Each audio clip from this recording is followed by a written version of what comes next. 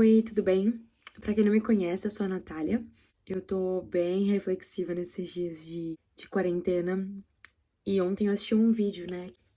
É um vídeo em holandês. Eu vou colocar o link aqui embaixo porque ele tem legenda em inglês também.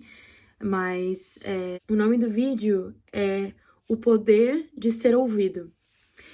É um vídeo de uma moça, né, no TED, que ela fala sobre a história dela, né? Que os pais dela se separaram quando ela era criança. E que hoje, né, ela trabalha com a parte de... Ela é advogada e ela trabalha justamente com famílias, né, que estão nesse processo de separação. E eu me identifiquei muito com esse vídeo, com o que ela falou, né? Os meus pais são separados, graças a Deus. Minha mãe e meu pai têm uma relação muito boa. Eu acho que eu não conheço nenhum casal que se separou que tem uma relação tão boa quanto os meus pais, assim. O ponto de...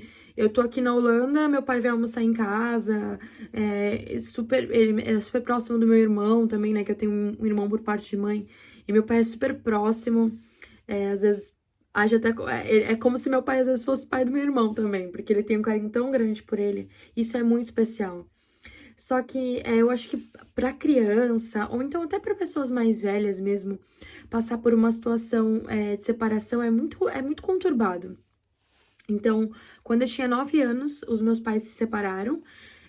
A minha mãe e meu pai conversaram muito comigo naquela época. A minha mãe falou: filha, olha, independente do que aconteça, eu continuo sendo sua mãe, seu pai continua sendo seu pai, você não tem que escolher ninguém, a gente sempre vai estar contigo. E isso foi muito importante pra mim, sabe? Porque eu acho que são poucas crianças que, infelizmente, tem pais que realmente que não estão preocupados em provar um ponto ou se vingar ou algo do tipo, mas ou privar a criança de ver um pai ou outro. Mas meus pais nunca teve isso com os meus pais. Mas pra mim foi uma surpresa muito grande, porque eles viviam juntos há muito tempo. Eu não imaginava, assim, né? Eu era criança, eu não esperava que isso fosse acontecer.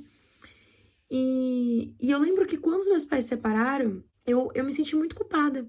Mas por que eu me senti muito culpada? Eu não sei, eu fiquei pensando, putz, será que é culpa minha? Será que eles eram infelizes há muito tempo e eles acabaram ficando mais tempo por minha causa?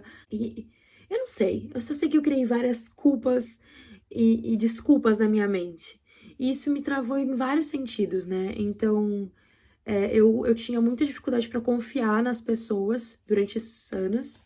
Eu demorei muito para descobrir isso, mas eu tinha muita dificuldade para confiar nas pessoas, porque eu achava que quando eu confiasse nas pessoas, elas iam separar, elas iam brigar, elas iam embora.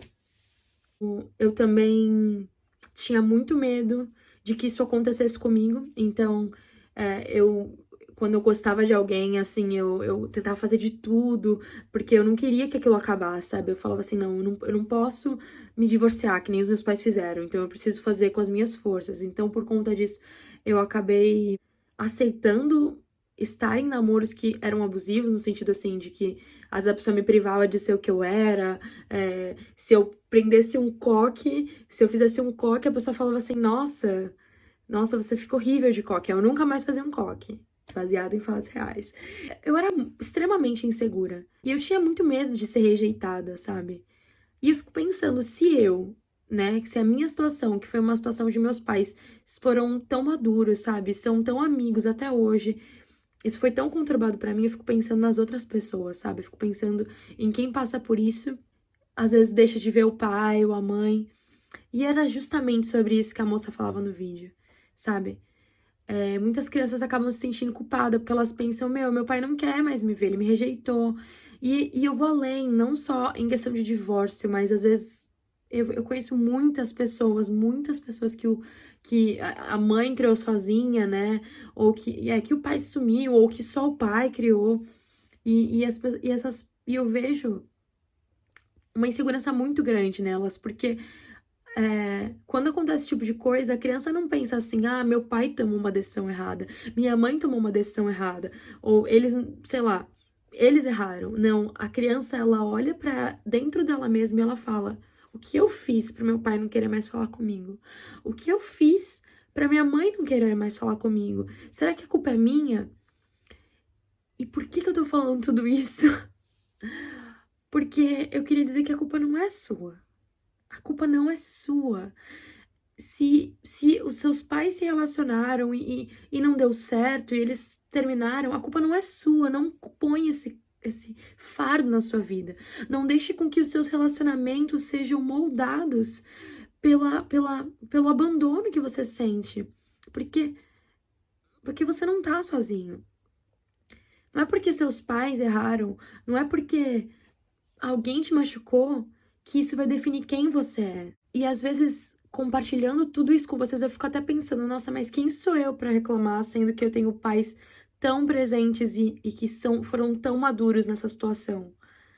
Mas eu sei que da ferida que já esteve em mim, eu posso curar pessoas. E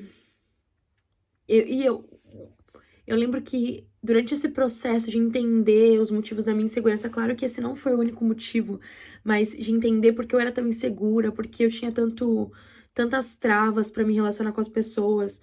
E relacionar, eu digo assim, de amizade mesmo, de confiar em pessoas. Eu não entendia por que aquilo tinha acontecido comigo. Eu falava, meu Deus, por quê? Por que comigo? Por que dói tanto em mim?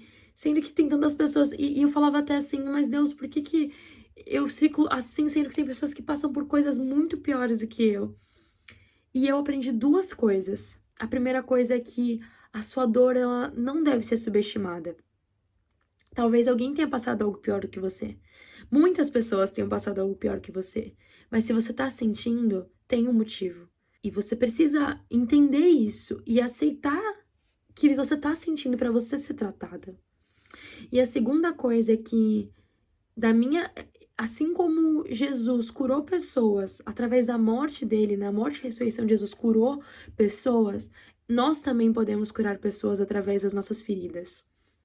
E pra terminar, né, a minha história, um dia eu tava na praia com alguns amigos e chegou uma moça. Ela tava vendendo umas meias, assim, ela tava com a filha dela. E um amigo meu percebeu que a filha dela tava muito calada. E ele falou assim, Nath, fala com ela. E eu fiquei tipo, falar com ela, tá doido? Como assim, né? Mas eu fui. E aí, quando eu comecei a conversar com ela, eu comecei a perceber que ela tinha um pouco da insegurança que eu tinha.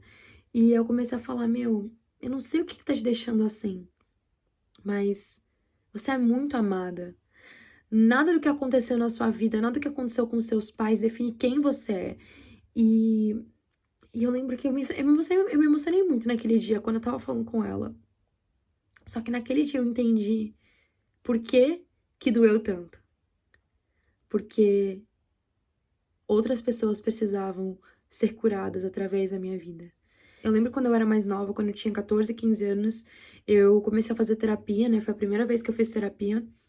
E a minha psicóloga me perguntou, seus pais, né? E eu falei que eles eram separados, e ela perguntou, e como que você lida com isso? Eu falei, super bem, tranquilo.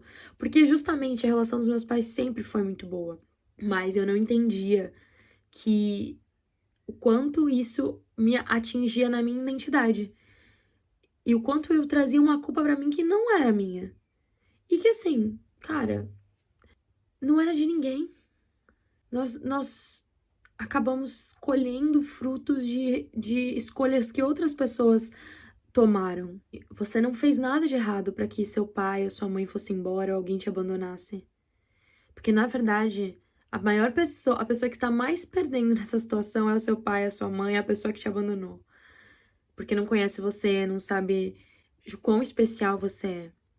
Também saiba que através da sua dor, depois de curada, você vai poder ajudar outras pessoas a superarem isso também. E é isso. Não é culpa sua.